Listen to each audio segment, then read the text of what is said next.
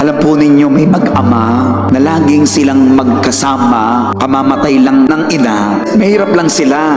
At ito'y true to life story sa Manila, sa squatters area, na kinakailangan ang kanyang ama ay magtrabaho. Wala silang makakain, mahirap lamang. Kaya ipinagbilin ng ama yung kanyang anak sa kapitbahay. Ay pwede gawang bantay-bantayan ninyong aking anak.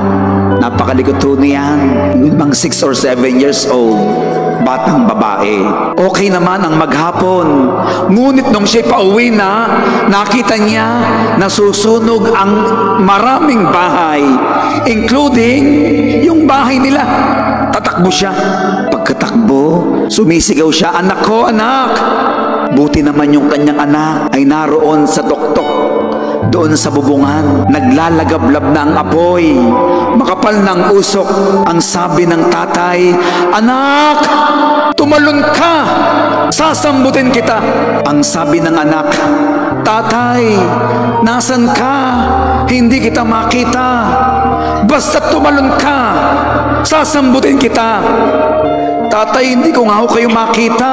Ang sabi ng tatay, "Anak, alam kong hindi mo ako makita, pero ang mahalaga, nakikita kita." Tumalon yung bata at sinambot ng ama.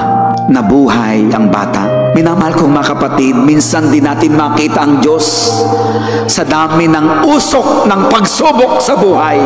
Minsan din natin makita nasaan ang Diyos sa dami at laki ng apoy ng problema na ating nararanasan. Minamahal kong mga kapatid, di man natin makita ang Diyos, ang mahalaga, nakikita tayo ng Diyos.